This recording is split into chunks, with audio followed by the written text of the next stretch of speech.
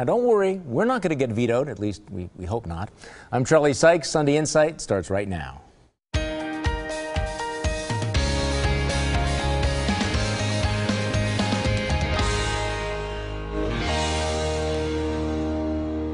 Good morning and welcome to Sunday Insight. In the week that was another bloody week in Milwaukee, 10 murders in just 17 days, including 13 and 14-year-old boys. A jittery week in the economy, including a computer glitch that shut down the New York Stock Exchange for hours. Some good news. 3 sisters with local ties who had been missing for days in a Wyoming wilderness are safe. The state assembly passes a ban on abortions after 20 weeks. And Wisconsin Governor Scott Walker gets ready to officially announce his presidential campaign tomorrow in Waukesha. But first, Scott Walker will launch that campaign after he and legislators wrap up work on a $73 billion state budget. Walker's touting the fact the budget will result in lower property taxes, has no gas tax increase, holds borrowing to the lowest level in 30 years, includes an expansion of school choice and the removal of tenure from state law. The budget also includes the repeal of prevailing wage laws for all local units of government, a reform that just weeks ago political insiders said was politically impossible. But there were glitches, including a last-minute attempt to roll back the state's open records law, a move that generated a huge backlash from both liberals and conservatives. The idea was unceremoniously scrapped last weekend. Not yet resolved, the fate of the new Bucks Arena, which could come up for a vote in the state Senate as early as this week. Joining me on our panel this morning, defense attorney Dan Adams, political consultant Mary Jo Boss, former Milwaukee County Supervisor Linda Bruin, and the managing editor of RightWisconsin.com, Colin Roth. Now let's go around the table because there's so much to talk about in the budget. Let's break it down. Who were the biggest winners and the biggest losers in this budget, Colin Roth? Well, the big winner, I think, was Dewey Strobel. He came in pushing the issue of prevailing wage, and there was something that had to go into the budget. He made his budget vote dependent on that, along with Senators Frank Lassay and Steve Noss. This kind of forced the issue into the budget. I think one of the big losers was the lobbyist John Gard, and former speaker, who was lobbying on behalf of revenue increases for the transportation budget, a gas tax hike, as well as against prevailing wage. He lost on all 3. Okay, Linda Bruin. Well, I think the biggest winners are the entire voucher school system. In addition to taking some $600 million from public schools and flipping that into the the voucher program, they have relaxed restrictions now on how they can set up as a school. More schools will be able to set up. Plus, there's now the special needs voucher program. So that's a biggie. I think as far as an individual political winner is Chris Abele. Not only will he be able to take over failing Milwaukee schools, but he also has unilateral authority to sell Park East land without the county board approval. And as far as I've looked into it, the Wisconsin legislature has never given a single county executive more sole authority in state law than they've given Chris Abele. It really is a fascinating question, this sort of the alliance between the conservative Republican legislature and the liberal Democratic Chris Abele, and we'll see how that actually plays out. Who are your winners and losers? Well, my winner has to be the taxpayers with prevailing wage cutting taxes. You have marriage penalty tax cuts. You have school choice. Just holding down spending was a great thing. Scott Fitzgerald showed that he can get the job done. Ultimately, he got it done. I think the big losers are the road builders. At first they lost on right to work, then you have prevailing wage, you have cuts in transportation spending. Other than them, I think the UW system. Dan Adams. Well, along with what Mary Jo just said, the taxpayer, the underreported thing here has been property taxpayers in the state are going to get another bit of relief. We have these caps on levies, and there's also a school tax credit that's coming, or actually being increased, and again, with prevailing wage, taxpayers will get a little more government for their dollar, which has been underreported. I'd say the big loser is Robin Voss. I can't feel other than he's been diminished because of the budget process. Prevailing wage was passed, and the next day he's calling out Frank Lassay, who's a senator in the northern part of the state, for going on vacation. It seemed like a late hit after the play. Well, and there was no question about it that he was outmaneuvered on that. As Colin and I were saying on radio last week, kind of remarkable. You look back on this year, and there's no question about it that Scott Fitzgerald has emerged as the most effective conservative leader in the state, and that includes, Governor Scott Walker and the legislature. In terms of winners, I agree with everything you said. I mean, I think some of the educational reforms got lost in the shuffle. I think they're very, very significant. Obviously, the taxpayers are going to benefit with the passage of prevailing wage. I think that one of the big losers was the inside secrecy culture of state government, this sort of inside-outside thing that I've talked about a lot, which is, you know, the leadership makes decisions behind closed doors with special interests, and they think that that's going to work. Well, it has worked in the past. It did not work this time because you had the outside pressure, the outside scrutiny when it came to prevailing wage, and that whole issue with the open records law was an absolute total fiasco, and really ought to, you know, suggest to these folks, you need to get out of the bubble. And nobody wants to see sausage being made or laws. And now with social media and the internet, we all get to see how the laws are being made. And it's not a good thing for the insider. No, but it is a good thing for the public. What has your glass half full? What has your glass half empty this week? Let's go around the table. We'll start with you, Dan Adams. My glass is half full because Milwaukee in the summer is a fantastic place between the street festivals like Bastille Days, incredible lakefront, great restaurant scene, and good people. Milwaukee is just terrific. My glass is half empty because all of the good things about Milwaukee take a back seat to the drumbeat of violence engulfing the city. 18 homicides in 3 weeks is a human tragedy. And it also makes it impossible to sell our city to would-be residents and new businesses. Mary Jo Boss. My glass is half full because Cuba is moving towards engaging in the democratic world. My glass is half empty because Venezuela seems to be leaving it, giving President Maduro's statement that there will be chaos and his people will not surrender if the opposition party wins in upcoming parliamentary elections. Linda Bruin. Well, my glass is half full because this year the FBI has arrested 49 ISIS supporters or more and prevented numerous terrorist plots. But my glass is half empty because more terrorists than ever are being recruited, and the FBI director says we are not doing enough to reduce the threat. Colin Roth. My glass is half empty because of the silly and brazen attempt to gut the open records law in the Finance Committee last week. It's half full because the collective outrage proved liberals and conservatives share a commitment to open government and transparency. Well, my glass is half full because the abuses of the John Doe investigation continue to be exposed. The Wall Street Journal reported on Friday that emails show links between the IRS targeting of conservative and the Wisconsin John Doe's targeting of conservatives here. It's half empty because the state Supreme Court still has not yet issued that decision shutting down the John Doe. Coming up on Sunday Insight, Governor Scott Walker is set to join the already crowded race for the Republican presidential nomination. How does he rank in the polls, and what are his chances for the White House?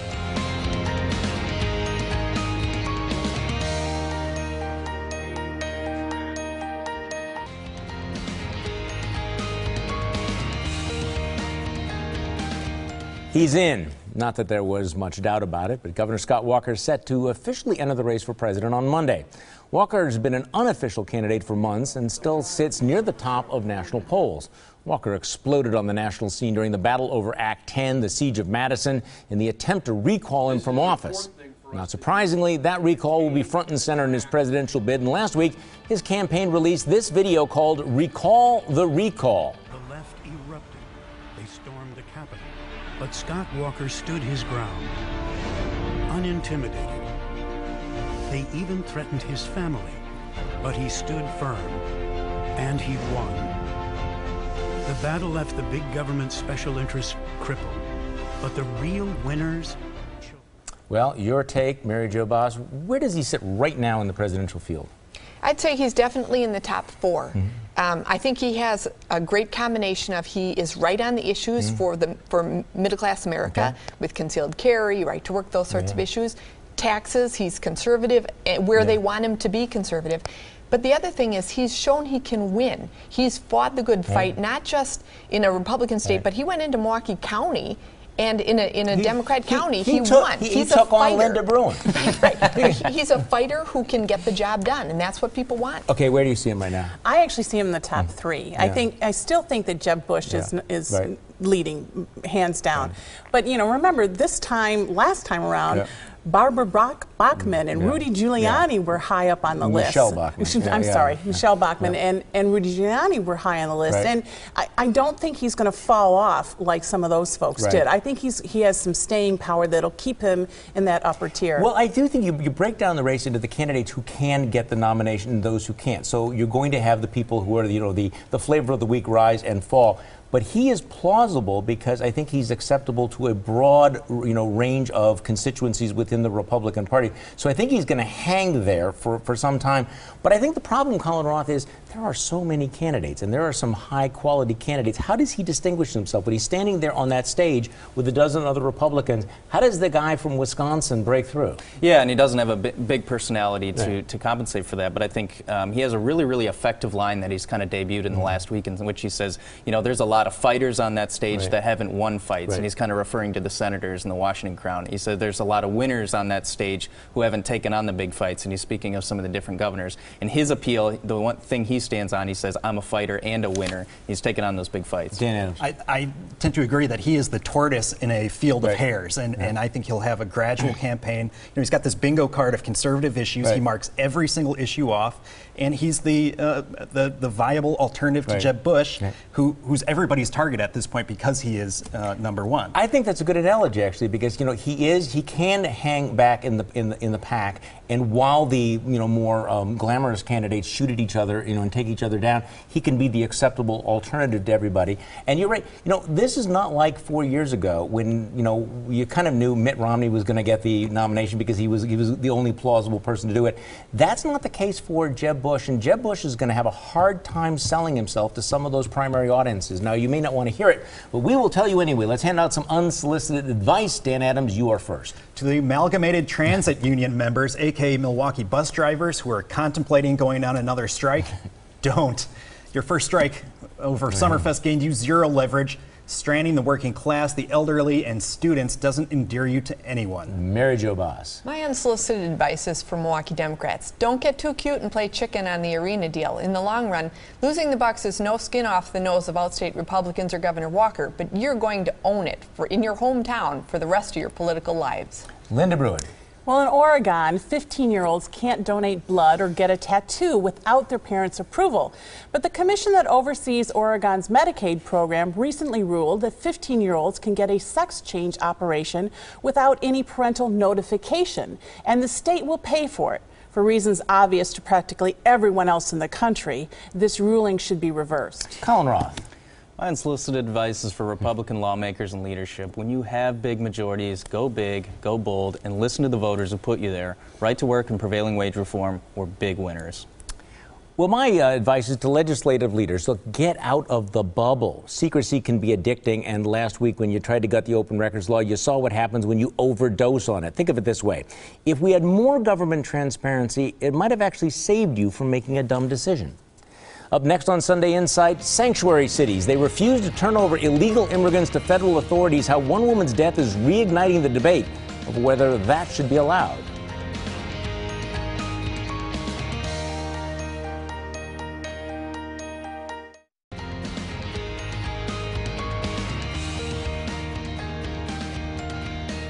A murder in San Francisco reignites the controversy over so-called sanctuary cities. Now, sanctuary cities are communities that refuse to cooperate with federal immigration authorities in turning over illegal immigrants or holding them after they commit crimes. Last week, that policy backfired in San Francisco when a 32-year-old woman was shot and killed by a man who'd been convicted of 7 felonies and had been deported 5 times.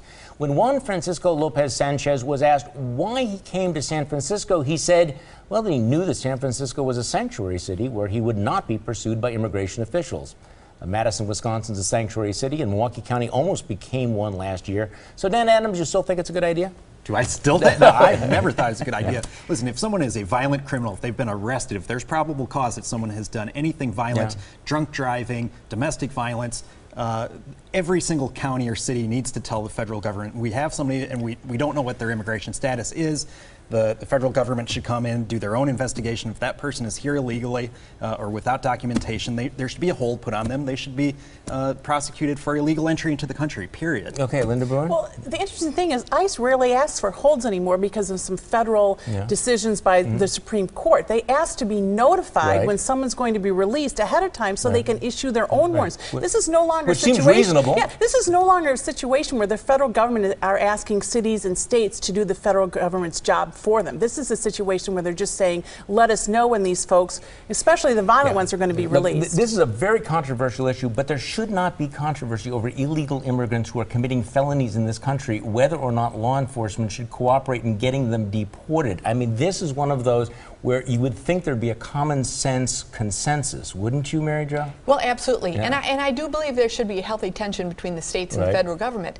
But the hard part of getting the criminals when you get them is getting them into. Once you've got them, why would it be in any city's best interest to let them go? Okay, so the question is, though, that should the federal government crack down on this? I mean, there have been some suggestions. I think Mike Huckabee said that the federal government should withhold aid to cities or counties that declare themselves sanctuary cities. Is that going too far? Well, it seems reasonable to me. And Rich Lowry in Politico kind of compared it to the secession fight. Right, he said these cities are kind of rejecting following federal law. So I think there has to be something done about this. It's a very complex issue, but you can't have cities just deciding they're not going to follow law because it's not politically correct or something. Congress has already passed a law several years ago saying that federal funds could be withheld. The problem is the federal courts keep striking down different provisions, and so the legislature Congress keeps getting stymied. In 2008, a woman died, was murdered the same way, and they tried to do some things there. So hopefully this time they'll get some work done that will actually be successful. I would hope so. What is it that you don't get? Let's go around the table. Dan Adams, you're first. Charlie, I don't get who ordered every Republican member of the Joint Finance Committee to vote in favor of a measure that would have gutted our state's open records law. The measure was political suicide, so really, who ordered you all to walk the plank? What a good question. Mary Jo Bahas. What I don't get is why Tammy Baldwin's assertion that the First Amendment protections of speech and religion only apply to organizations, not individuals, has gone unchallenged in the mainstream media. That our U.S. Senator can be so radically misguided about a fundamental principle of our nation's Constitution is stunning and shameful. Linda Bruin. Well, last March, Scott Walker's staff blasted Hillary Clinton for her private email account and touted Walker's commitment to Wisconsin's strong open records law. But if Walker supports our strong open records law, why did Republican legislators with Walker's staff assistance try to gut the law in the budget last week and only backed off when their plans became public? Colin Roth. What I don't get is what we're paying for in our ISIS strategy or non-strategy. According to Defense Secretary Ash Carter this week, we've trained just 60 moderate Syrian fighters despite a $500 million budget. Really? You don't think that's a good return on investment? 60? What I don't get, emails now link Kevin Kennedy, the executive director of the Government Accountability Board, to Lois Lerner, the woman at the center of the IRS scandal targeting conservative groups. What I don't get is how does Kennedy still have a job? Next on Sunday Insight, our panel picks the winners and losers of the week. But first, here's your morning news update.